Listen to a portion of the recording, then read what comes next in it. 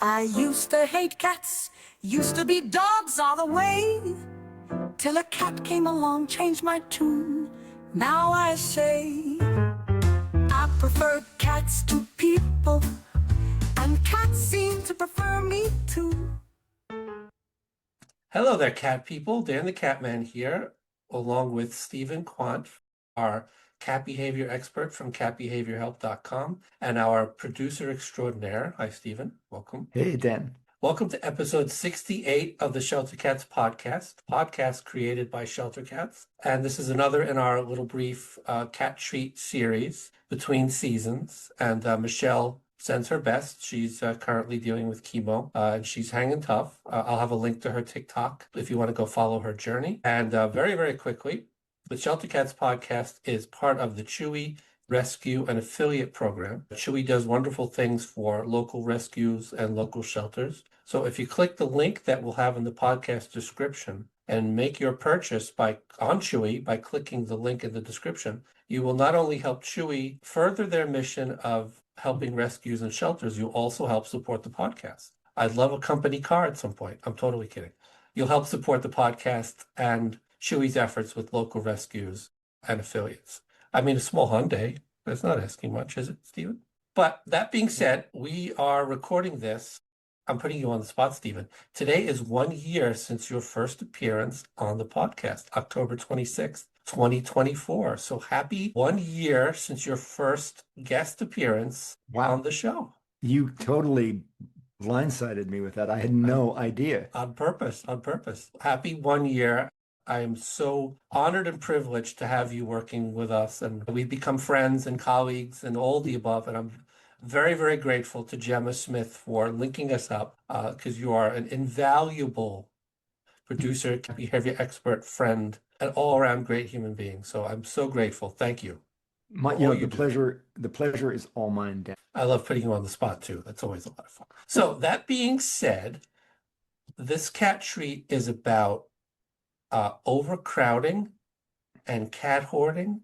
And one of the main things that shelters and rescues all over the country face, probably hand in hand or paw in paw with trying to raise money and trying to rescue cats, is having too many cats and having overcrowding situations and having to adjust their trajectories and their plans accordingly. So I know, Stephen, you wanted to cover that today in terms of overcrowding. So I leave the floor to you. So yeah, before I do a quick plug, the last cat treat we did, we talked about my participating in the Ultimate Cat Conference 2025, which I did and had a great time. And I met Jackson Galaxy and spent a good deal of time talking to him, as well as other luminaries in the cat behavior and cat welfare world.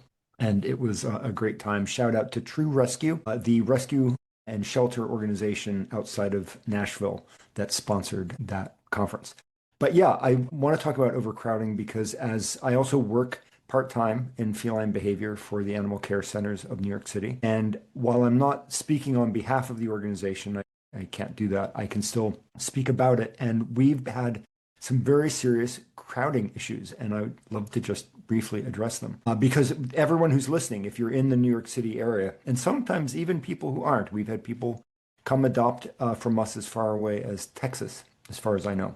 And that's pretty far away. This summer, we closed down to routine admissions. We had over 1,000 animals in our care citywide, a number that had never, I believe, had never been hit before since we received a contract with the city, be the animal welfare organization for the city. And it got a lot of press. And the numbers, this is the first interesting part, is the numbers came way down, like kind of off-season numbers, like at dead of winter numbers on a good year, and that.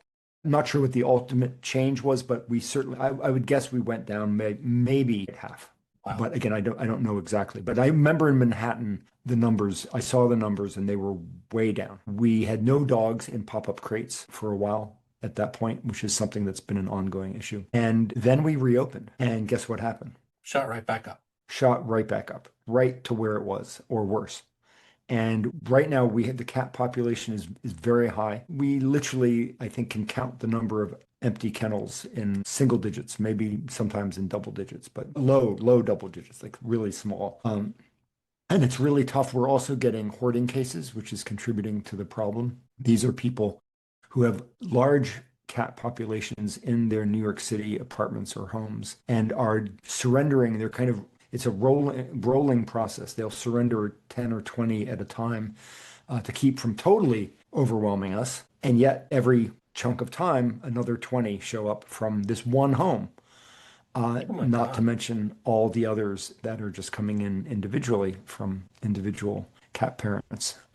And so we're hit really hard. And cat adoptions remain strong. We do a lot of adoptions. Some of our cats are adopted within a day or two of arriving. We have the new free roaming room in Manhattan, 2 free roaming rooms in Queens where cats cohabitate. These are really popular rooms and help cats get adopted really well. But it's still, the numbers coming in still tend to outpace those leaving the building. And then there's dogs. And the dog situation seems to be that we just aren't adopting out enough dogs. The adoption numbers, I think, are not as good as they could be or should be. And people continue to surrender. So we need help. We're doing staycations where a dog can go out to a home for a few days, get a break from the shelter, which is great. Sometimes those folks who take a dog for staycation, not a staycation. It's a straycation. Sometimes those people decide to keep the dog, either as a long-term foster or as an adoption. We do burrow breaks for our dogs where they get to at least go to Central Park for the afternoon, which is, fantastic. They're so happy to do that. And our cats don't get to go out they don't get to go to Central Park, but they do get to go to foster homes, and that's really important. So that's kind of my pitch. I'm happy to address or answer any questions that I can without anything you might be curious about. By the way, I would just mention, as you think about that, we did recently get a Sphinx, a beautiful Sphinx cat who Really? appears to be almost hairless. They just have really, really short hair. And she is so sweet. He is, when you touch a Sphinx, it's like you're putting your hand on a hot pad because there's no fur to kind of insulate their body temperature. And Interesting. That they didn't occur to me. feel really, really warm. And they tend to be, as a breed, really sweet and gentle. And he is. And we gave him a big igloo bed, which as soon as I gave it to him and I put a heating pad in it because we wanted to, you have to regulate the temperature of Sphinxes. They can get too cold, they can get too hot. And so he immediately dove into this igloo bed and spent the rest of the afternoon when I was there, just in there, head out, looking out. I'm happy. Came out once to have some water, then went back inside and curled up. How did he get to ACC? Do you know? I do know. Are you allowed to It say? was, I don't want to go into a lot of details, but it was a surrender situation that's under something called special cases, and we're, I think, hoping to reunite the family again. But he may be going into a short-term foster in the meantime. He's definitely not available for adoption at this point. If he was, I would mention more specifics, and people would flock to the shelter to try and adopt him. So it sounds like the big problem, it sounds like the crisis might be more for dogs in terms of adoptions. People aren't adopting as many dogs. I think We're that not the is, Shelter Dog podcast, but is there I know you can't speak, but can you personally speculate why people aren't adopting dogs? it's not that they aren't adopting. I think they're just not adopting fast enough to meet the inflow, which is too high at this time. Okay. And, there's a lot of competition. There are other rescue groups who pull dogs from outside of New York City and don't necessarily always pull from us. And that makes it harder. And everyone's trying to figure it out. But, small dogs are really popular. Big dogs take longer typically. And cats, we just have, again, we do lots of cat adoptions. They're just still a lot of cats coming in. I would encourage anyone to please follow ACC social media, particularly their Instagram. They do great reels and they're fans of us. So thank you. Shout out to ACC for being fans of our Instagram. But they do great reels where they feature all the cats and dogs that they have for adoption. I'm personally friends on social media with Evelyn, one of the great volunteers there. She does her own personal videos and posts on all the great cats for adoption. And she goes into a lot of detail about how they got there, their age, their temperament, their health. And it's Are you really, talking really about Evelyn? Evelyn, yeah. Yeah. She does really great. She goes into a lot of detail about all the cats that she interacts with personally at ACC. So do follow ACC on their social media. And again, for cats, it sounds like you're doing, the adoptions are going okay. Are there more hoarding cases than ever?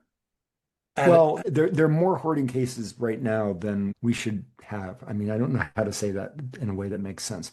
There's more hoarding cases perhaps than usual, and we just seem to be getting a lot in from, and that's just a burden on us. and these cases are in the New York City, like 5 borough of New York City Oh, area. yeah, our jurisdiction for taking animals in is the 5 boroughs. Outside of the 5 boroughs, we don't take animals. And again, we don't, maybe we'll do an episode on people who hoard at a later date. It's certainly a topic worth exploring, but briefly, just people who just take in too many cats, get out of control, can't care for them properly. Yeah, I mean, there can be It's sometimes maybe mental illness issues, or things can just snowball, where what started as something that was good got out of that person's control. Hoarding, there are different ways of defining it, but I think the most common way is to look not at the number of animals in a home, but their care and condition. right, exactly. So you might not have 100 cats, but if you can't properly care for 20, then that's, goes into a different area than if you are properly caring for them. And if you can properly care for 100 cats, probably not easy to do in New York City or anywhere for that matter, but I've heard of it being done, then more power to you. But takes a lot of money, a lot of work. That's not Yeah, what as we're someone talking with about. multiple cats in a 2-bedroom apartment, I can attest to the fact that just keeping them happy, keeping them fed, keeping after any potential health issues. Because mine range from 5 to, Taylor, a CC vet, could be as old as 17 or 18, only he knows. Right. So just keeping an eye on any potential signs of anything, it's a lot of work. So There were a people couple. that could do it, more power to you, because it's a lot of work. It takes a lot of paying attention, first and foremost, just paying attention on top of Yeah. everything else. So please adopt. We're recording this just 5 days before Halloween on October 26th. Holidays are a great time of year. Holidays are my favorite time of year, but also a great time of year to adopt. To adopt a cat, adopt a dog. I prefer cats to dogs. Cats and dogs can get along. I'm sure, Stephen, you in your practice at Cat Behavior Help. I'm sure you've had cases of Um, cat dog behavior cases. It is possible they can get along. Sometimes really My well. my dearly departed Sophie intimidated a pit bull, but she liked dogs. She just had to make sure that they knew that she was boss. But it is possible they can get along. Please go to ACC. We'll have a link in the podcast description. So please consider going to adopt. They do wonderful work. Stephen does wonderful work. On the days that he's there, he can help you choose the right animal for your personal situation, It's which I true. think is a wonderful thing. I can. And I've just mentioned the website nycacc.org, and the adoption page is nycacc.app, app. And we'll have those links in the description. So, every rescue, every shelter deals with overcrowding. But when it's New York City's only municipal shelter, correct? Yeah, Am I phrasing that that is that is correctly? nope, that is correct. It's the only municipal shelter When that it's is the only contracted with the municipal city. shelter in New York City proper, and that's the 5 boroughs of New York City, when they are in a crisis situation, we have to discuss it. So I'm glad you brought this up. I'm glad we had this discussion. Again, please adopt. Please adopt, not just the holiday season, but any time of year. Go down there, go spend time with them. One last thought of a good reason to support ACC is we do not euthanize dogs for space or time. And that is also true for cats who also, as a rule, are also not euthanized for behavior. Some shelters in the country routinely euthanize all the time. And that, is a sad solution to the overcrowding problem. And that's not a solution that we use. So that means that adoptions are even more important. And probably one of the biggest misconceptions that people may have about ACC is what you just said, is that you don't do that, as opposed to I'm sure people I may have had that misconception a while back, but in the dark days before I got involved with rescue and podcasting. So please, we'll have the ACC's links in our description. And again, we're recording this right before Halloween, so please have a safe, happy Halloween. Black cats are not, I repeat, not bad luck if they cross your path. I love black cats. I've had 2 tuxedos. Michelle, our beloved co-host, has 2 tuxedos. Black cats make wonderful cats. I've had a stray black cat that I miss dearly, who is the mayor of the block, the perfect gentleman. I think I may be biased towards black cats. So if you see a black cat when you are trick-or-treating with your family, fear not. They It all make goes wonderful back to cats. it all goes back to an edict by Pope Gregory the Ninth, who came out against cats in a certain way for a certain village for a certain thing. It didn't actually turn out to be why. Anyway, it didn't result in a European-wide, decimation of the cat population. But it does go back that far to what Gregory said. So black cats on Halloween are not bad luck. If you see one at ACC, consider adopting them because black cats also make wonderful pets. Thank you all very much. This has been our Cat Treat episode 68, and we'll see you in the next episode. Bye for now. I used to hate cats, used to be dogs all the way, till a cat came along, changed my tune. Now I say I prefer cats to